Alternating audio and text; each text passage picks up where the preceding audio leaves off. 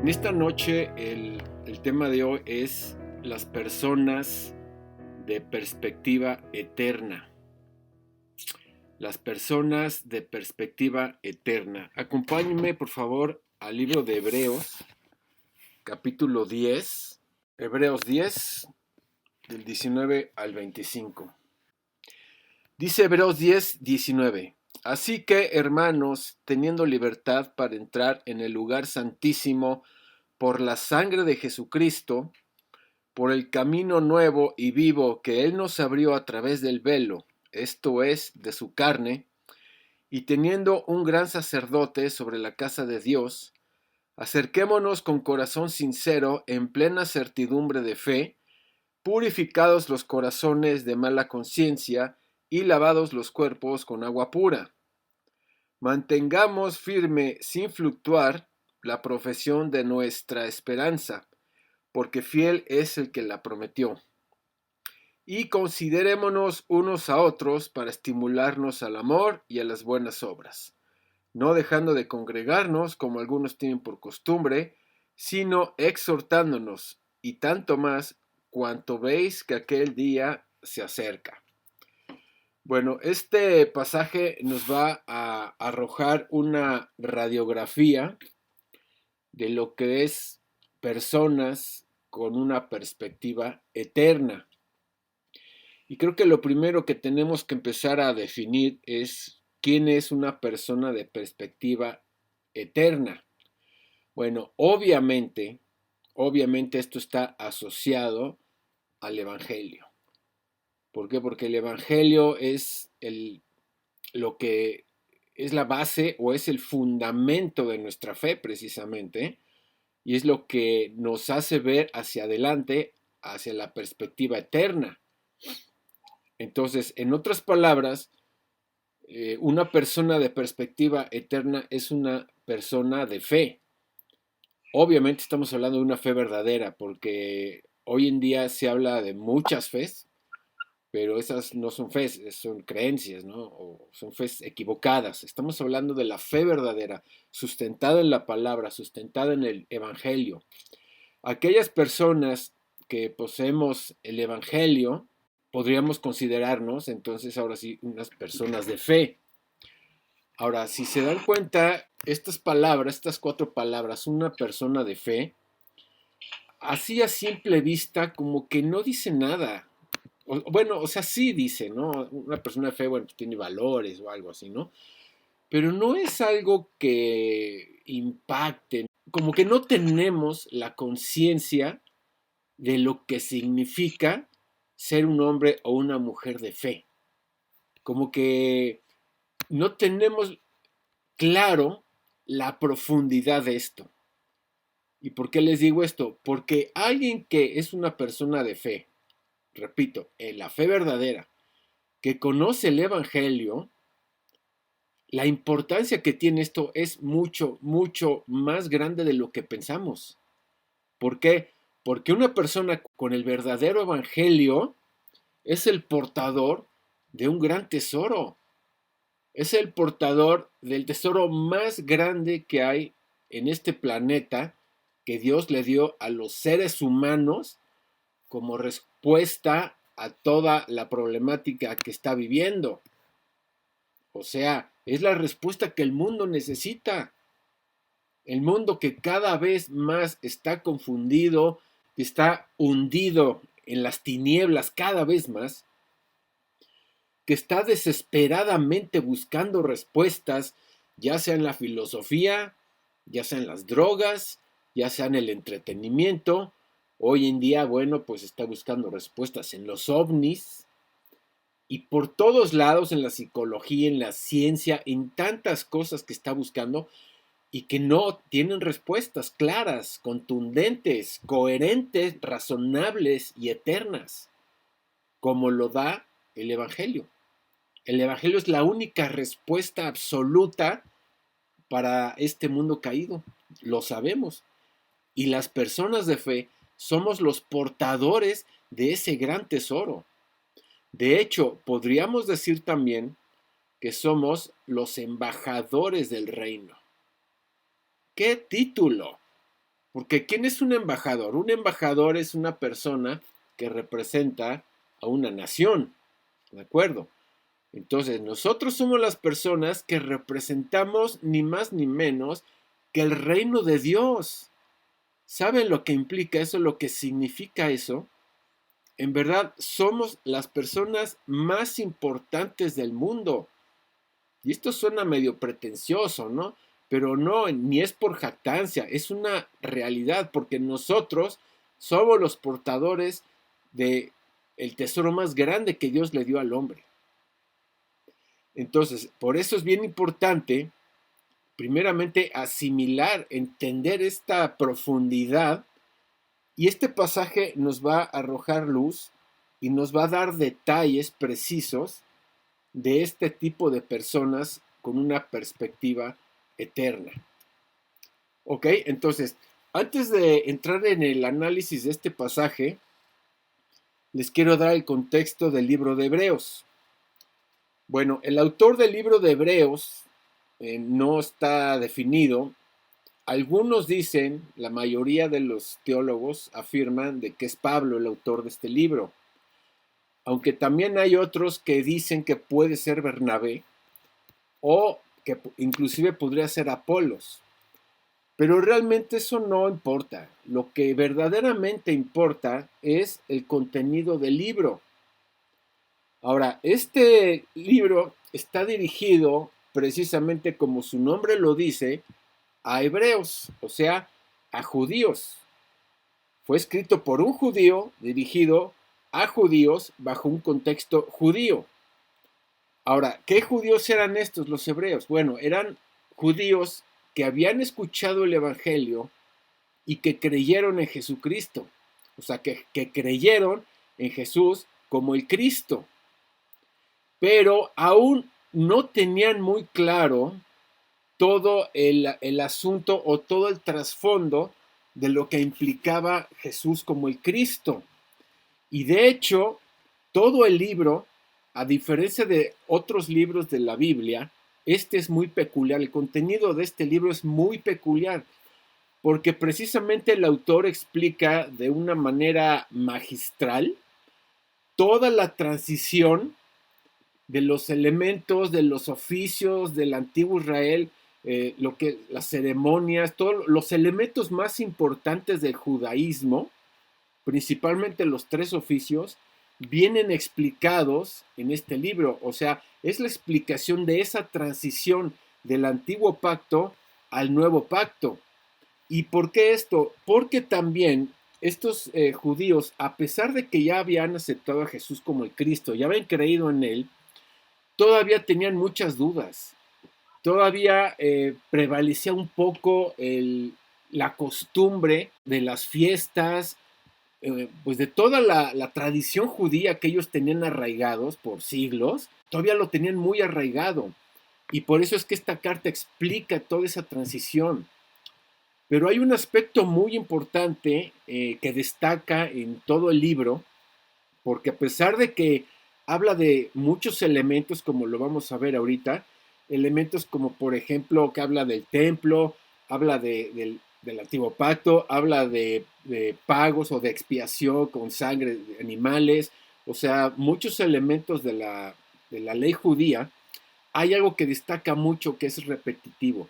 Y cuando en la Biblia hay algo que se repite es porque es importante. Esto que destaca precisamente es que habla del sacerdocio. ¿Y por qué el sacerdocio? Porque recuerden que si no había pacto, que si no había derramamiento de sangre, la ira de Dios caía. Entonces, el hecho de que ellos, estos hebreos, escucharan que ya no era necesario el sacrificio de animales, por un lado era una muy buena noticia, pero por otro lado, si tenían un poco de duda, decían, híjole, pero si no es así, vamos a estar bajo la ira de Dios. Por experiencia propia en su historia, Israel en el Antiguo Testamento está registrado que los peores momentos de la historia de Israel fue cuando dejaron de hacer pacto. Los colonizaron, los masacraron, guerras tras guerra, los humillaron, de hecho los esclavizaron. ¿Por qué esclavizaron a la descendencia de José? El problema fue de que cuando ellos entraron a Egipto, como José era el gobernador, les dio las mejores tierras en lo que pasaba la sequía, pero el error fue el haberse acomodado ahí, porque después de haber pasado los 5 años restantes de sequía, ellos debieron haber regresado a su tierra, porque era el deseo de Dios. Y sin embargo, la comodidad de Egipto, pues en las mejores tierras y todo esto, pues imagínate, mi tío es el gobernador. Ahí se estacionaron y por eso es que dejaron de hacer pacto. Y esto con las generaciones venideras que se quedaron ahí, fueron abandonaron el pacto y lo abandonaron cada vez más hasta que los esclavizaron. Entonces, por eso es que estos judíos ya por experiencia saben que si no hay derramamiento de sangre, la ira de Dios cae. ¿Ok? Entonces, vamos a ver un punto muy importante de este libro. La palabra clave en el libro de Hebreos es una palabra griega que es kreiton. Y esta palabra, la traducción es mayor, mejor o superior. Y esta palabra se repite constantemente, precisamente cuando el autor relaciona a Jesús con algunos de los elementos de la cultura judía o inclusive con los 3 oficios. Por ejemplo, si quieren anotar o luego revisen el video. Podemos ver en el capítulo 1 de Hebreos, en el versículo 2, vamos del 1 al 2, dice: Dios, habiendo hablado muchas veces y de muchas maneras en otro tiempo a los padres por los profetas, en estos postreros días nos ha hablado por el Hijo. Ok, aquí estamos viendo, iniciando el libro, cómo es que especifica precisamente que Dios hablaba al pueblo de Israel a través de los profetas. Esa era su chamba de los profetas, transmitir la voluntad del Padre o de Dios a su pueblo. Pero cuando dice en el 2, en estos postreros días nos ha hablado por el Hijo, ahí es contundente. Hasta aquí llegaron los profetas. Ya no hay profetas el día de hoy. Hoy tenemos la revelación completa a través de Cristo. Y esto nos muestra precisamente todas estas mentiras de todos estos falsos pastores que se levantan como profetas y se andan anunciando sus campañas como profetas y otros como apóstoles. Eso no es bíblico, o más bien del nuevo pacto. Eso ya no aplica, eso es una farsa, porque aquí dice específicamente que es el Hijo el que habla ahora a través de los profetas. Y aquí está su palabra revelada. No necesitamos a profetas.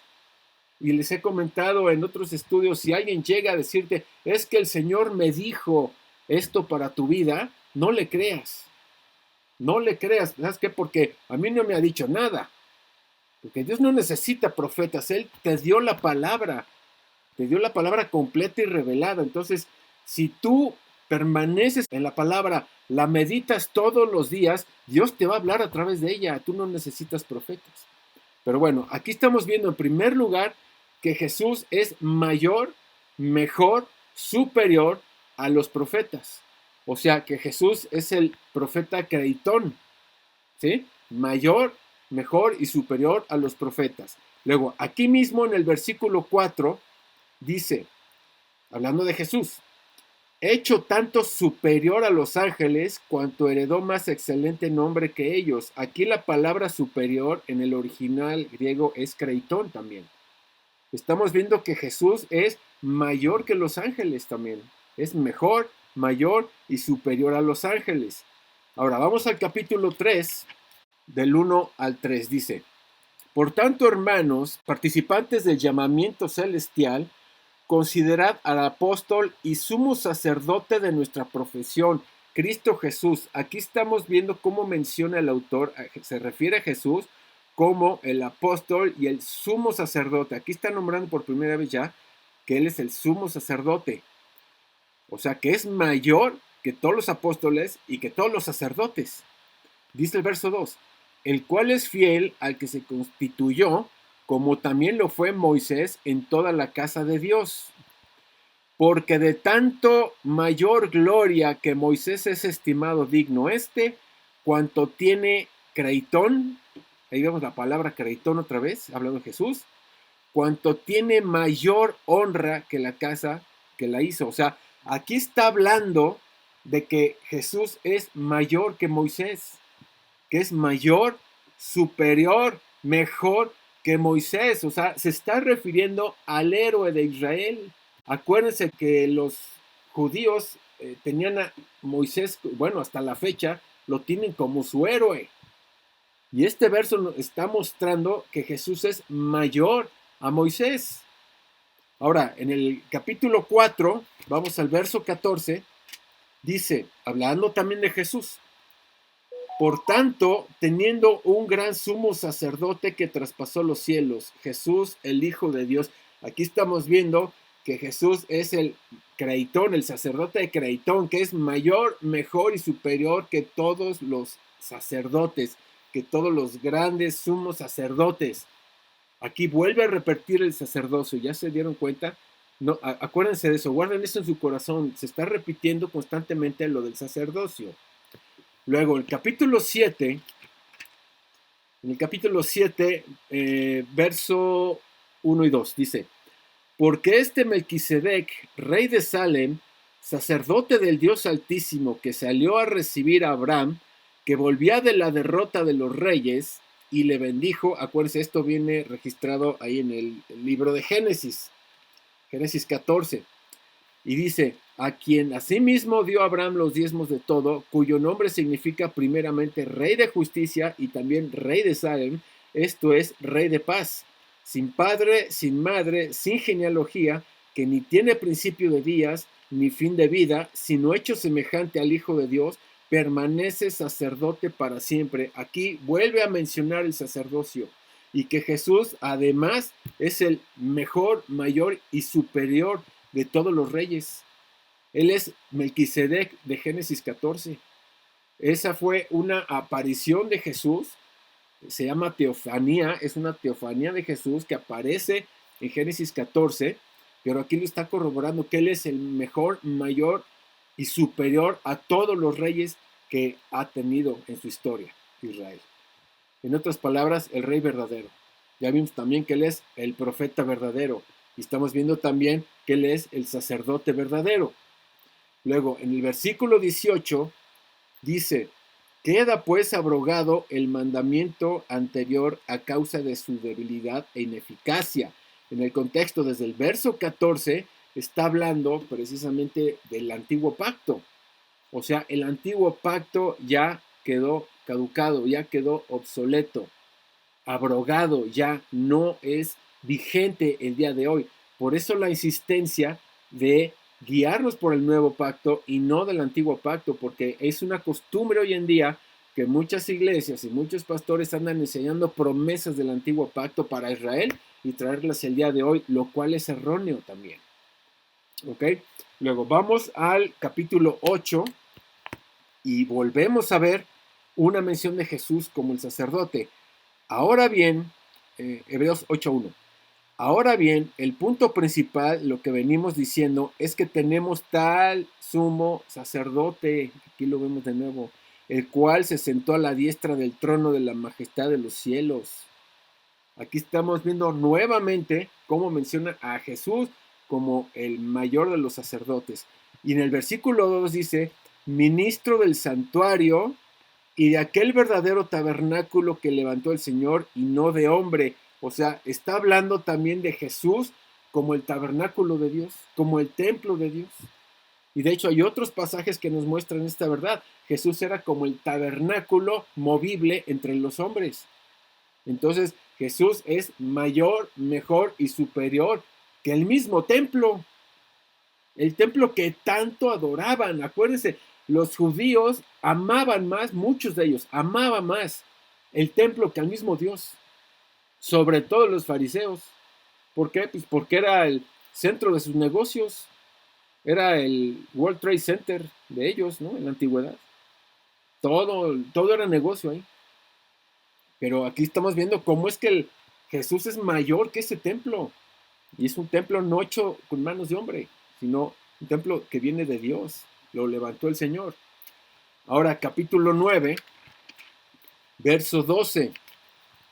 Aquí está hablando nuevamente, vamos desde el 11, dice: pero estando ya presente Cristo, sumo sacerdote de los bienes venideros, nuevamente ya vimos, está mencionado el sacerdocio, por el más amplio y más perfecto tabernáculo, no hecho de manos, es decir, no de esta creación, aquí vuelve a hacer hincapié a que él es el tabernáculo de Dios entre los hombres.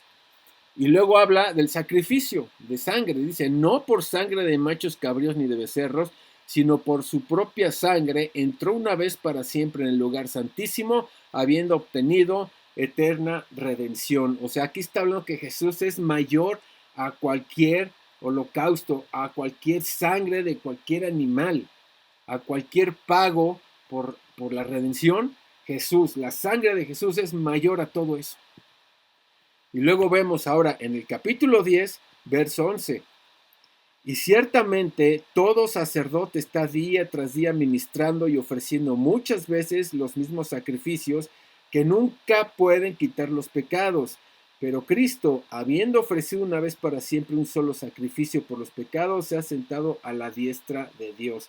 Aquí estamos viendo también que el valor del sacrificio de Jesús es mayor a cualquier sacrificio. Y en el versículo 21 vuelve a hacer hincapié en el sacerdocio de Jesús. Dice, y teniendo un gran sacerdote sobre la casa de Dios. ¿Se dan cuenta cuántas veces se menciona esto? El sacerdocio de Jesús.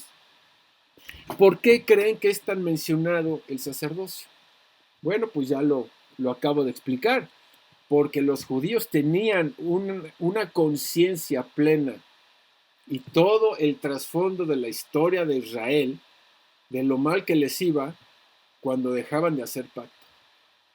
Por eso es que el autor de Hebreos insiste mucho e insiste en que Cristo es el sumo sacerdote y que su sangre es suficiente como para dejar de seguir haciendo sacrificios. Y el resultado lo vemos en el versículo 19, que dice, así que, hermanos, teniendo libertad para entrar en el lugar santísimo por la sangre de Jesucristo. ¿Ya vieron? ¿Por qué es tan importante todo esto de la sangre y el sacerdocio y recalcarles? No nada más es para darles seguridad a ellos, para despejar dudas, para que tengan confianza en quien han confiado, precisamente. Pero no nada más eso. Además de que los judíos tenían esa conciencia, además hay otra razón de peso. Porque si ustedes recuerdan, el problema fundamental, que creo que todos se lo saben, número 1, la separación. Número 2, el pecado. Y número 3, Satanás. Bueno, lo primerititito que se tenía que resolver, lo primero a lo que vino Jesús fue a resolver el problema del pecado. ¿Por qué? Porque el pecado nos separa de Dios. Porque el pecado nos tiene bajo condenación, más bien nos tenía, ¿verdad? Nos tenía bajo condenación. Bueno, tiene bajo condenación a los gentiles y a las personas inconversas. Entonces, por eso lo primero que Jesús vino a hacer a este mundo fue el pago. Y por eso es que es tan mencionado en este libro de los Hebreos. No nada más era para infundirles confianza a los hebreos, sino para que vean que el pecado, el problema más grave que tiene el ser humano, ya fue resuelto. Ahora, ¿por qué sangre? Bueno, creo que ya todos estamos familiarizados con esto.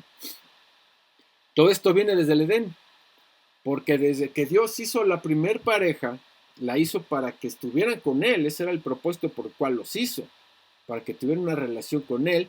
Y por eso es que les dio el primer pacto, que era la obediencia. De este árbol no comas, porque el día que comas vas a morir. Realmente era la única manera, la única, que ellos, Adán y Eva, podían demostrar su amor a Dios. ¿De qué otra manera? Diciéndole, te amo, te amo, te amo, ¿no? Pues sí, ¿no? Pero la única manera era respetando esa ley. ¿Por qué? Porque la ley, acuérdense, y eso también aplica en el resto de la Biblia, la ley refleja el carácter de Dios. Dios se manifestó de tres maneras a los seres humanos. Él demuestra tres cualidades. Dios demuestra tres cualidades a través de tres maneras. Su primera cualidad es que Él refleja su poder a través de la creación. Él revela su carácter a través de la ley. Y Él revela su justicia a través del Evangelio. Entonces, cuando tú le das una orden o una ley, le pones una ley o una regla a tus hijos, por ejemplo, no quiero que llegues más allá de las 12 de la noche, y tu hijo se salta la ley, no te está respetando. O sea, no nada más no está respetando esa ley, pero esa ley te representa a ti, está representando tu carácter. Y si tú le estás dando esa ley es porque a ti te importa tu hijo. Entonces, si tu hijo se salta las trancas y no respeta esa ley, te está mandando un mensaje que no me importa lo que tú piensas. O sea, yo hago lo que yo quiero. Entonces, eso fue lo que pasó. Dios les dio esta ley también como una prueba de amor, de fidelidad, a ver. Y desgraciadamente, bueno, Dios ya lo sabía, pero tristemente cayeron. Entonces, ellos merecían la justicia divina.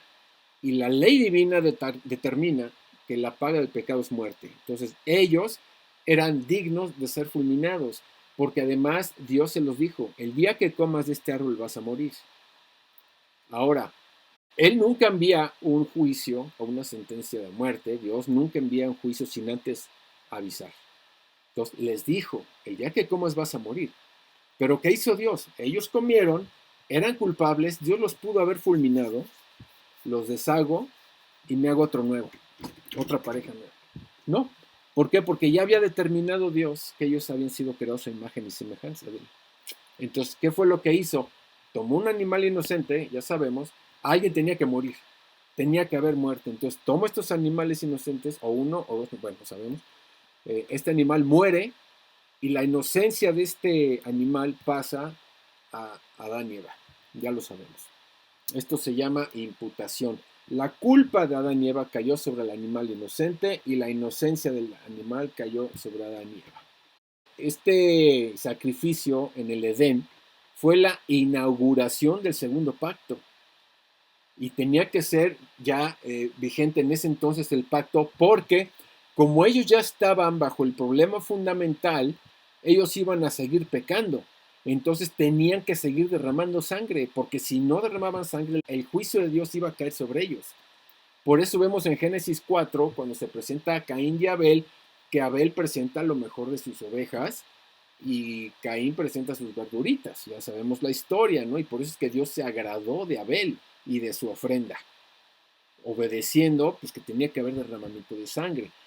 Sabemos por la historia que Caín mata a Abel, Dios sustituye a Abel con Set, y vemos en Génesis 4 toda la descendencia de Set, al terminar el capítulo 4, que invocaban el nombre de Jehová, o sea, ellos hacían pacto. La generación de Set hacía el pacto y la generación de Caín no les importaba el pacto.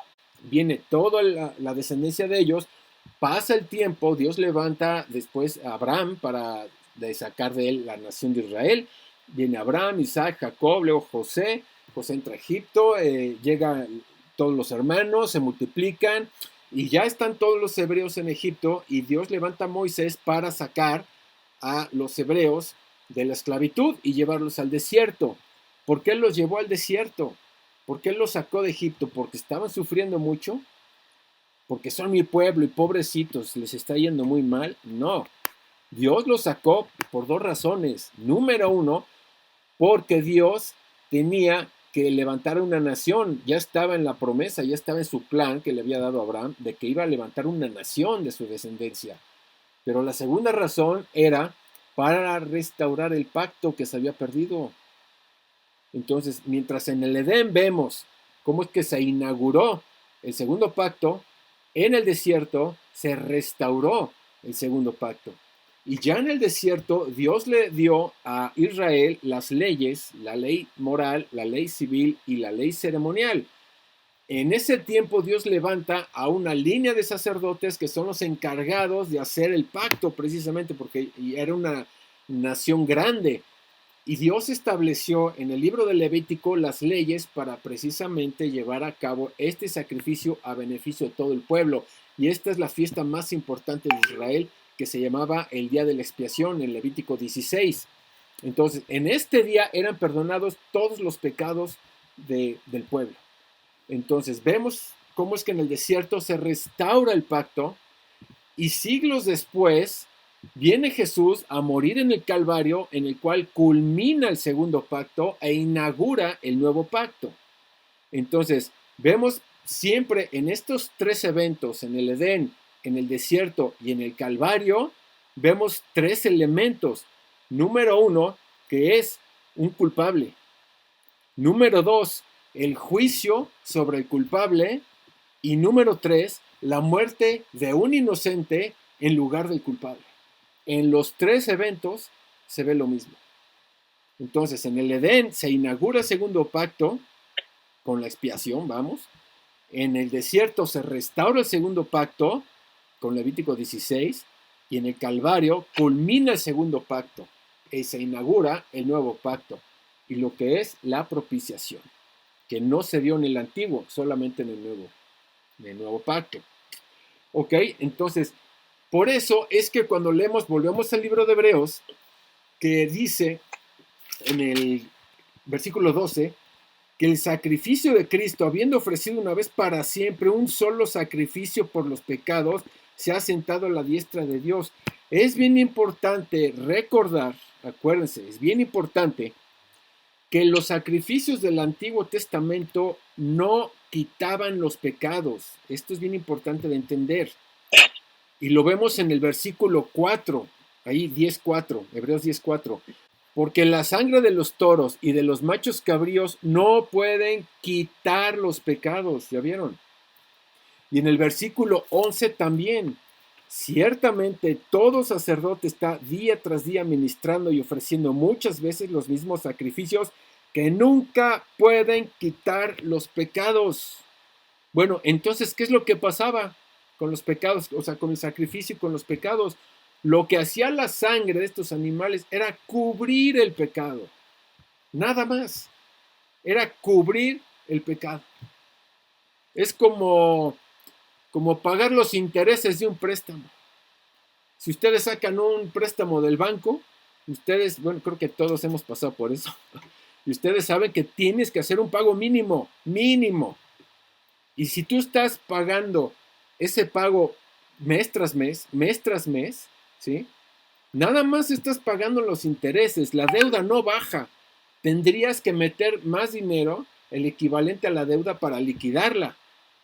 Pero mientras no le metas el capital, lo único que vas a estar pagando son los intereses y la deuda no baja. Y era lo mismo en el tiempo del desierto. Nada más se cubrían, digamos que los intereses. Nada más se cubría el pecado, no los quitaba. Entonces, cuando leemos en el versículo 12 que Cristo, habiendo ofrecido una vez y para siempre un solo sacrificio por los pecados, se ha sentado a la diestra de Dios, es más que suficiente. Esto nos habla del valor de la sangre de Cristo, de que ya no es necesario derramar sangre de nada. El valor de la sangre de Cristo. Y miren, creo que muchos cristianos no tienen claro lo profundo que es esto, en verdad. ¿Por qué? Chequen esta lógica. Número uno, porque Dios es un Dios eterno. Cuando nosotros pecamos contra el Dios eterno. De hecho, esto lo muestra, por ejemplo, en Génesis 39:9, cuando José era seducido por la esposa de Potifar, y que él le dice, ¿cómo pues pecaría yo contra Dios? Ahí lo menciona José. En el Salmo 51:4, también David, después de que pecó con Betsabé, dice, contra ti he pecado, contra ti. Daniel capítulo 9, verso 8, también nuestros padres, en la oración de Daniel dice, nuestros padres pecaron contra ti, hemos pecado contra ti. Cuando pecamos, estamos pecando contra Dios. Imagínense la historia de este malandrín que de repente asalta a un señor, lo golpea y además lo insulta y se burla de él. Pero a él lo agarran y cuando lo meten al juicio, sale el juez y es el mismo juez, es la misma persona que él había asaltado y golpeado e insultado. Imagínense cómo le va. Y así le va a pasar a todos los inconversos. Dios es un Dios eterno. Cuando pecamos, ofendemos al Dios eterno. Cuando pecamos, violamos la ley eterna, por lo cual merecemos un castigo eterno. ¿Se dan cuenta cómo conecta todo? O sea, el ser humano ha ofendido al Dios eterno, ha violado la ley eterna, merece un castigo eterno. Entonces, para librarla, se necesita un pago de valor eterno. Y eso es lo que acabamos de leer en el versículo 12, Hebreos 10:12. La sangre de Cristo es de valor eterno. Y además, el resultado de este pago es de consecuencias eternas, mis amados. Por lo cual, cubre los pecados pasados, presentes y futuros. Porque todo es eterno en Dios. Y también, como lo vamos a ver en este pasaje de Hebreos, exhorta al autor a los hebreos que pongan su enfoque en lo eterno, porque el pago ya se hizo, ya tenemos eterna redención, ya fuimos librados, pecados pasados, presentes y futuros, y muchos cristianos no entienden esto. Es más, pastores ni siquiera, y no lo enseñan. Por eso es que si ustedes le preguntan y hagan la prueba, pregúntenle a 10 personas, oye, cristianas, ¿tú eres un santo o un pecador?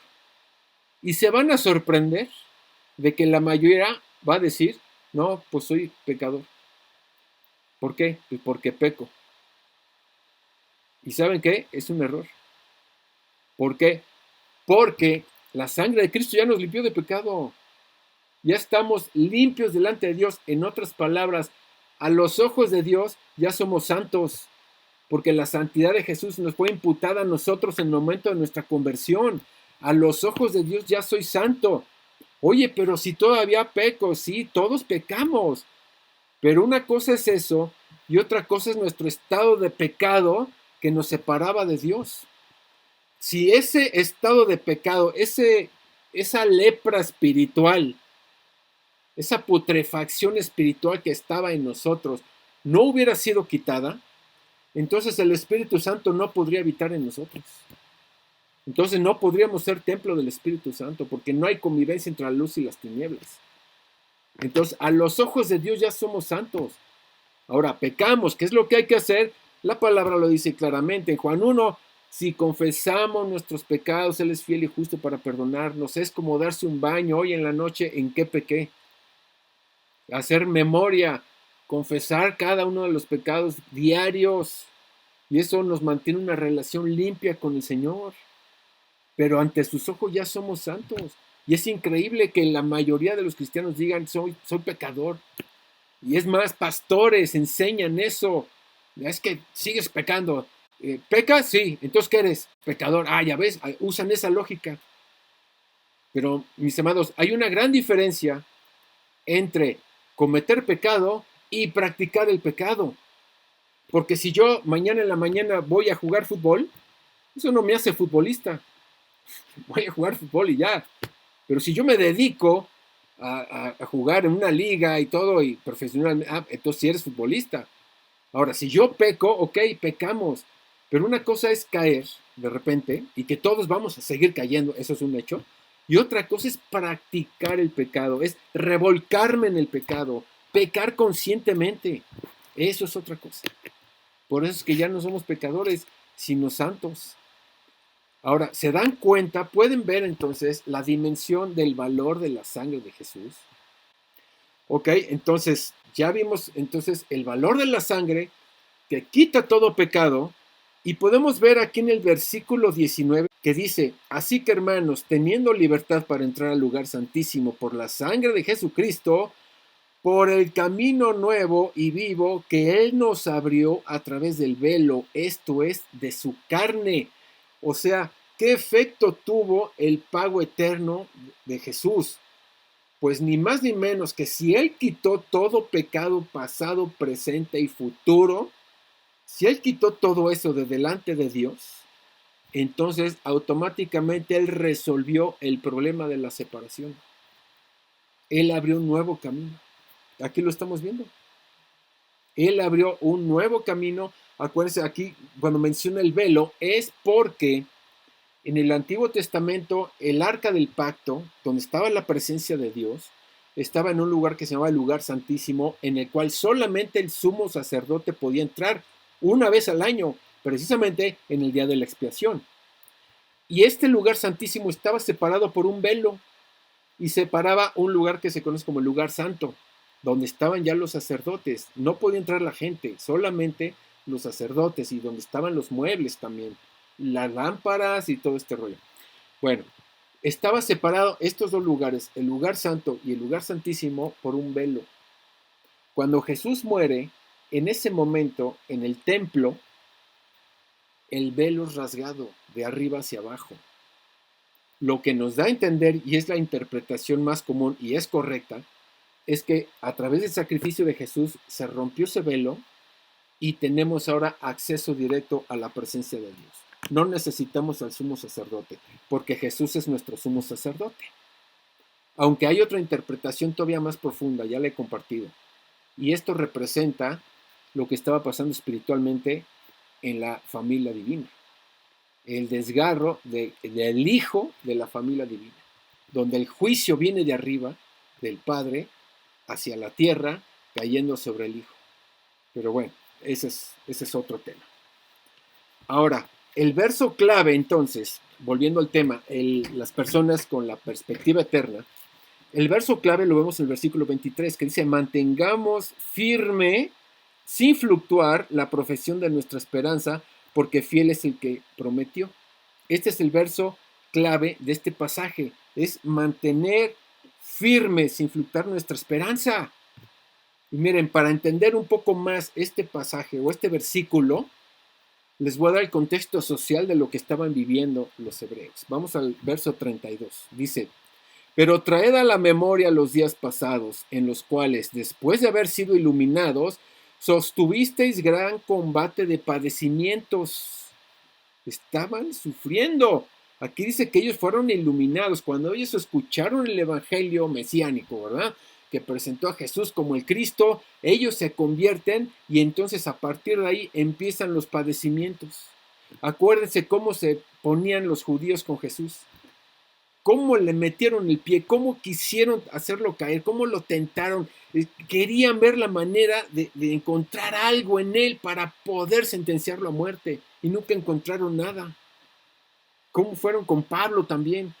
Increíble, a todas las ciudades en las que iba Pablo, ahí iba detrás un grupito de judíos energetizados por el diablo para echar a andar a toda la gente de que él era un blasfemo y de que era un impostor.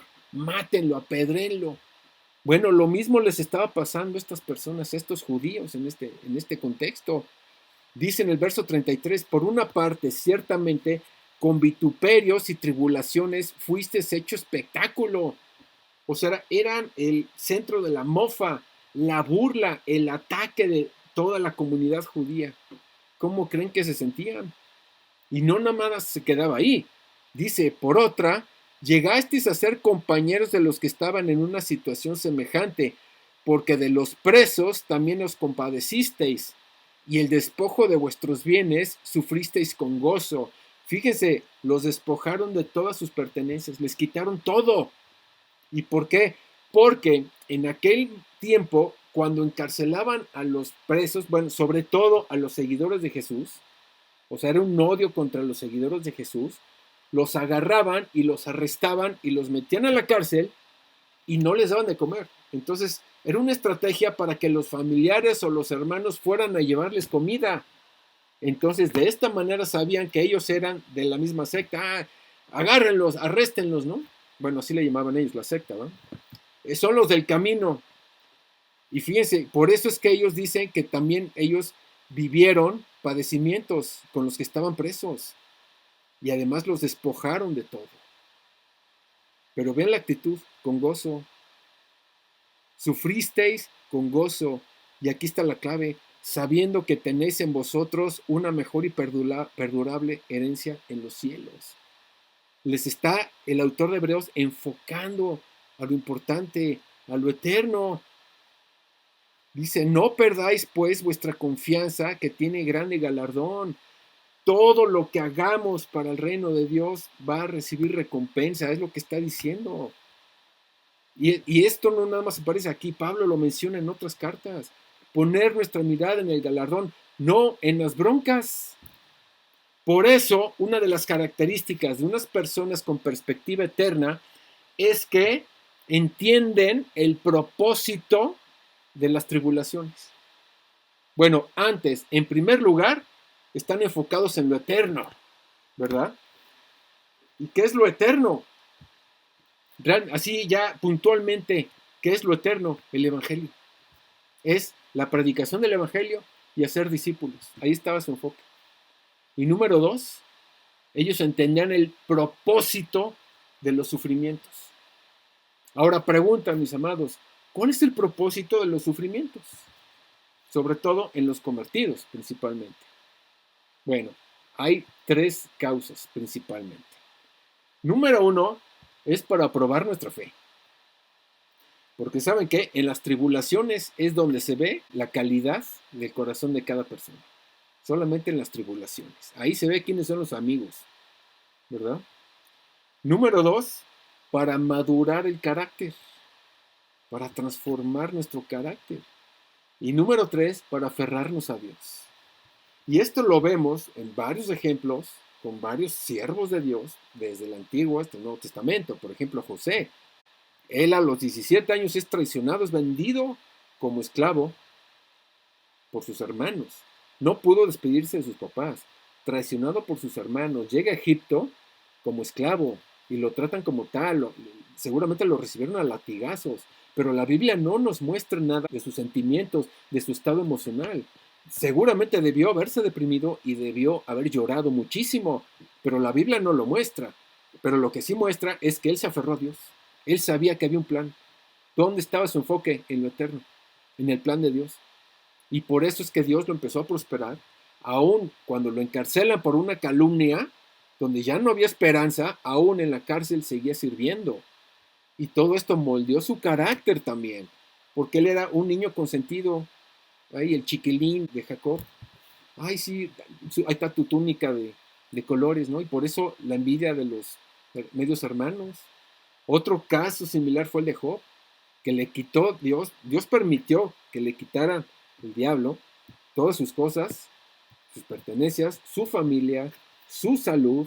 Todavía su mujer lo ataca diciéndole, maldice a Dios y muérete, pero él nunca maldijo a Dios. Y todo el resumen del libro de Job, la conclusión, el verso más importante es cuando Job dice, yo sé que mi Redentor vive. A pesar de haber perdido todo eso, él tenía su mirada en Dios, su enfoque nuevamente. Pablo, nuevamente, Pablo estaba enfocado en la ley, en cumplir la ley, en perseguir y destruir a todos los cristianos, pero fue transformado cuando él entendió que Jesús era el Cristo. Cuando se le aparece Jesús, ahí él entiende y cambia toda su perspectiva. O sea, su enfoque cambió al entender que Jesús era el Cristo. No cambió porque vio a Jesús, como se enseña muchas veces. De que, es que Pablo cambió porque vio a Jesús en su gloria. No, eso no es cierto. Él cambió porque él entendió que Jesús era el cumplimiento de todas las profecías.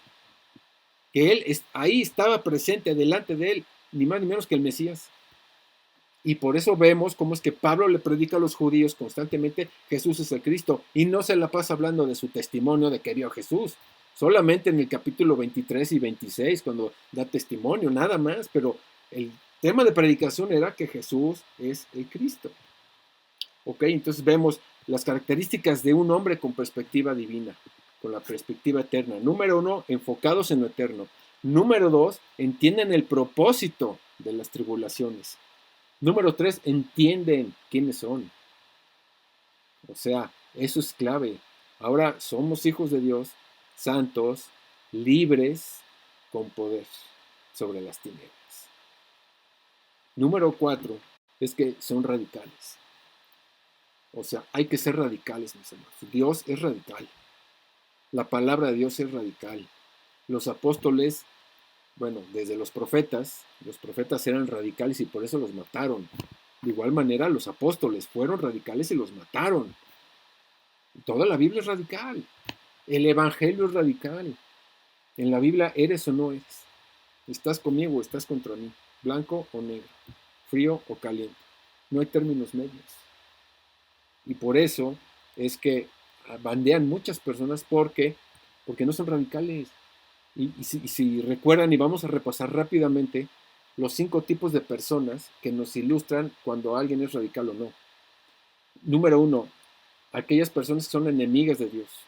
Estamos hablando de las personas con relación a Dios, ¿ok? Número 1, las personas que son enemigas de Dios, que abiertamente odian a Dios.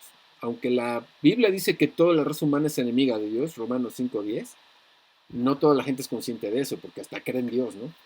Pero cuando hablo de los enemigos de Dios, son aquellos que odian a Dios, que odian la Biblia, que atacan a Jesús abiertamente, y que para ellos Jesús es un farsante. Número 2, están los indiferentes. Aquellos que no se meten con nadie, que no atacan a Jesús, ¿verdad? Como un amigo mío que es budista y que no, sí, Jesús es un iluminado, lo respeto. Es como uno más, un iluminado más, ¿no? O sea, son indiferentes ante él, ¿no? Y para ellos Jesús es un iluminado. Luego están los simpatizantes, los que sí les gusta oír de la Biblia, los que sí les gusta escuchar de Jesús, pero hasta ahí no se comprometen en nada. Como les decía, tengo un familiar que siempre que me ve, me dice, ay, háblame de la Biblia, pero cuando ya empiezo a hablar algo que lo involucra, ya, hasta ahí ya no quiere más, ¿no? Y así era Herodes, por ejemplo. Herodes dice en Marcos 6:20 que oía de buena gana a Juan. Fíjate, sí simpatizaba con Juan y sin embargo le cortó la cabeza. Todos los simpatizantes, pues ahí tienen a Jesús como un gran maestro, ¿no? Lo reconocen. Luego están los creyentes, y los creyentes son los que atiborran las iglesias. ¿Quiénes son los creyentes? Los que creen en Jesús como su Salvador.